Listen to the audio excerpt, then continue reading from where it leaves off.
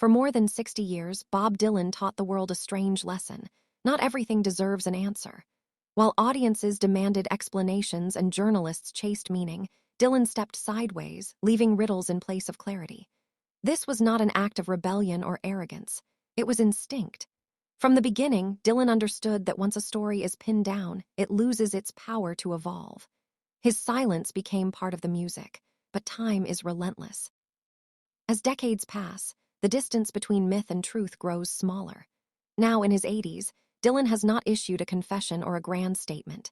Instead, he has allowed fragments of honesty to surface quietly, through tone, through memory, through songs that sound less guarded than before.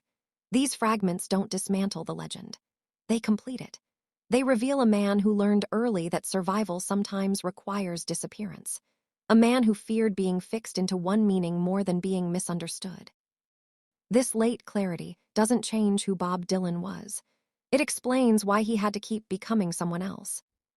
Before he was Bob Dylan, he was Robert Allen Zimmerman, born in Minnesota far from cultural revolutions or artistic spotlights.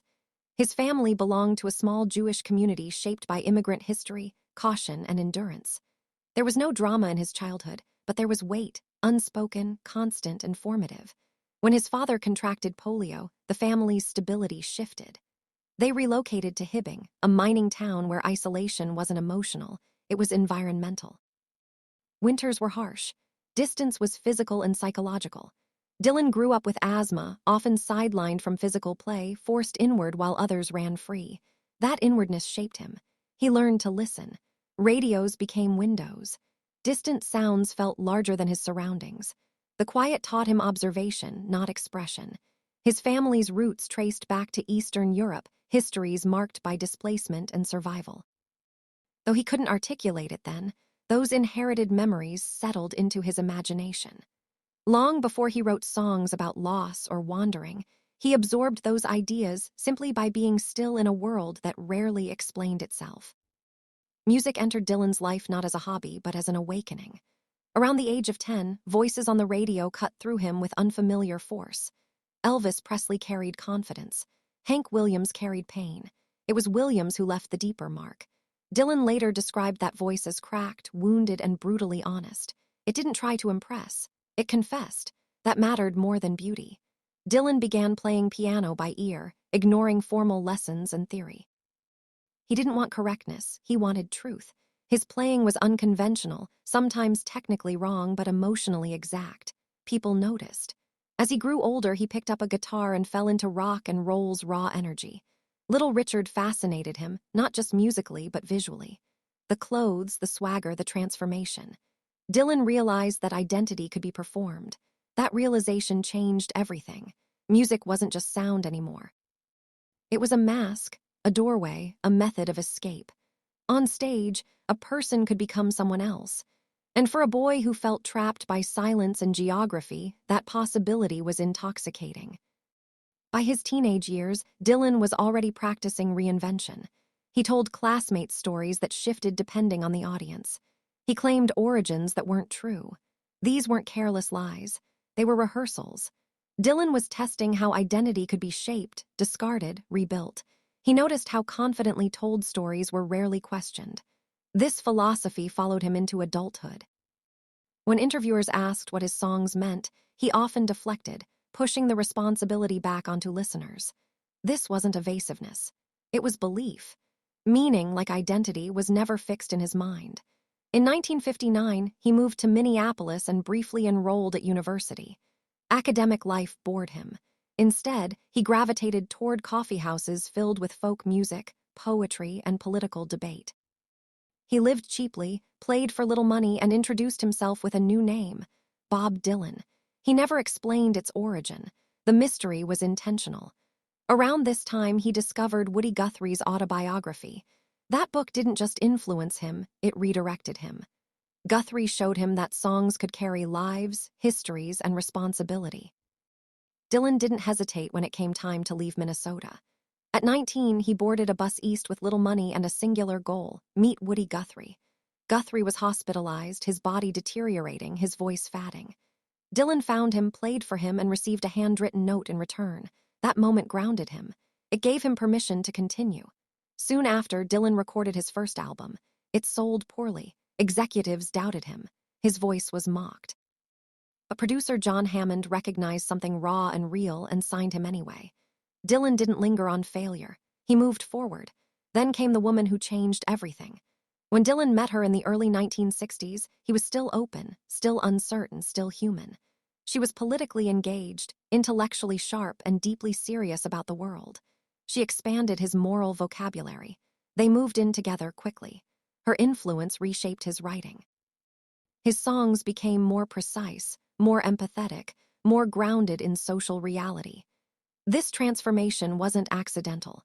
During their time together, Dylan stopped imitating voices and began confronting the world directly. Fame accelerated faster than either of them could manage. Interviews multiplied. Expectations hardened.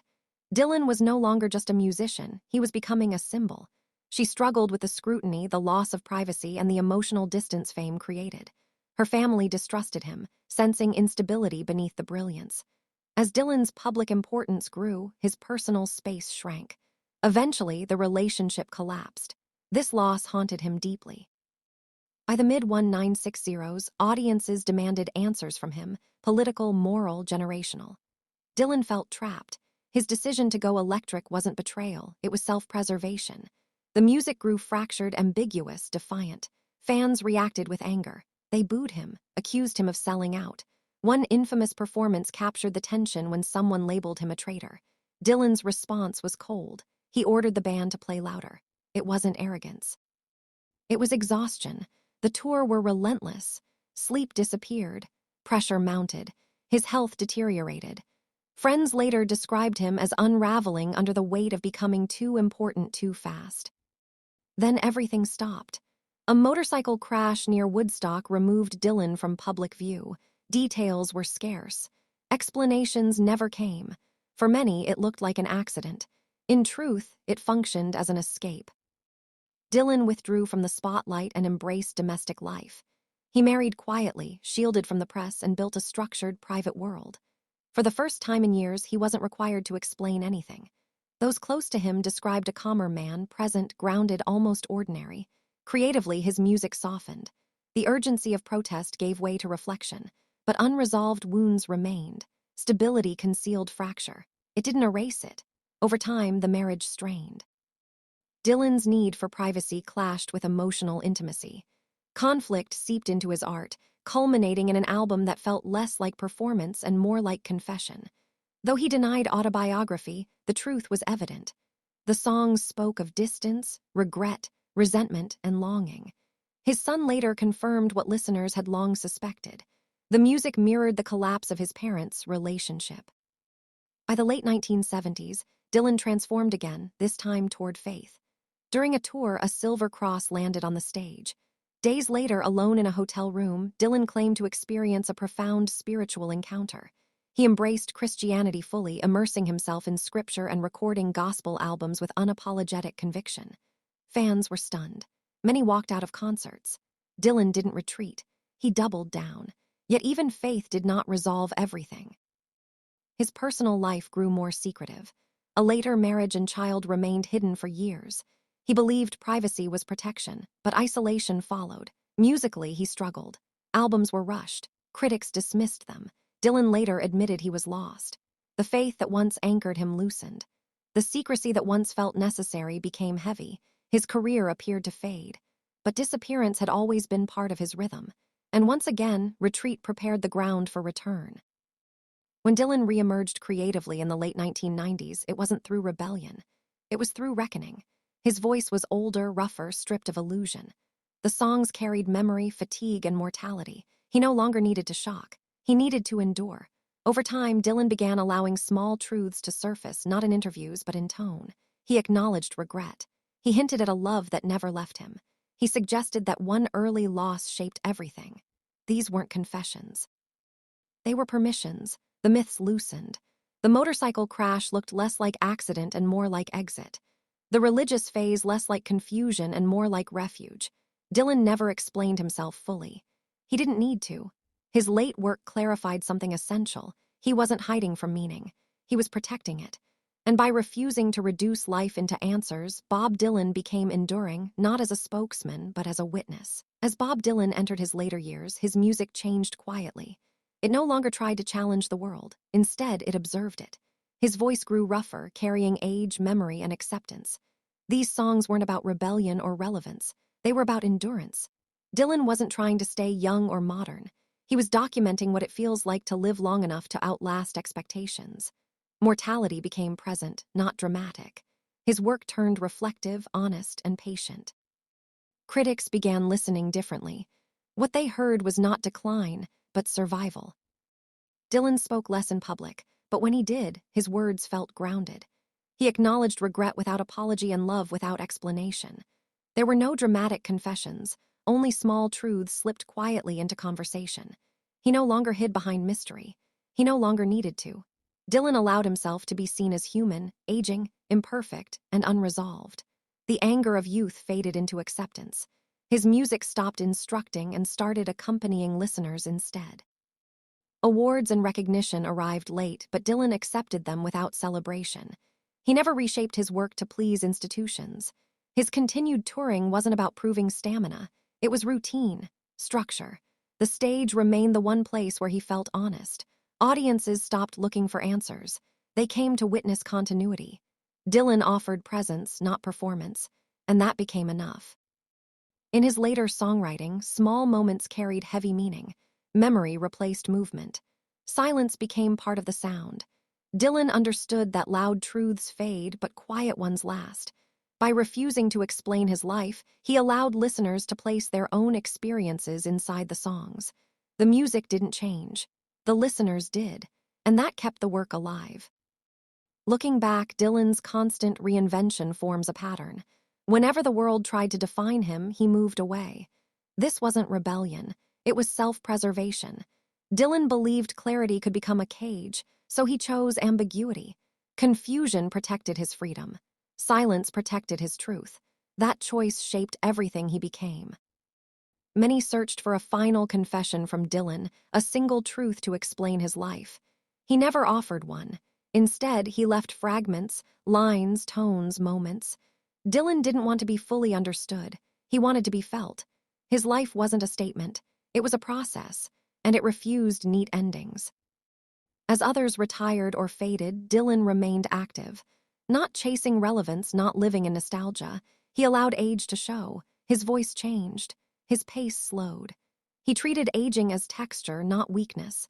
Time didn't erase his art, it deepened it. Dylan wasn't performing youth, he was recording life. In his 80s, Dylan no longer needed protection from fame or criticism. What remained was memory. He carried it without rewriting the past. He acknowledged regret without dramatizing it, love without exploiting it. He finally achieved balance, being seen without being explained. And in that balance, he found peace. The rumors surrounding Dylan were never confirmed or denied. Over time, they simply lost importance. Dylan's life was never meant to be decoded. It was meant to be experienced like music. Each listener heard something different. Confusion was never a flaw. It was part of the design. Seen as a whole, Dylan's life reveals a quiet truth. He feared being trapped more than being misunderstood. Every reinvention was survival. Every disappearance was defense. He wasn't hiding from meaning. He was protecting it. At 82, Bob Dylan hasn't delivered a dramatic confession. Instead, he's offered understanding. Meaning grows slowly through time, loss, and change. His legacy isn't clarity. It's permission to evolve, to remain unfinished, and to refuse simple explanations. That may be his most honest truth.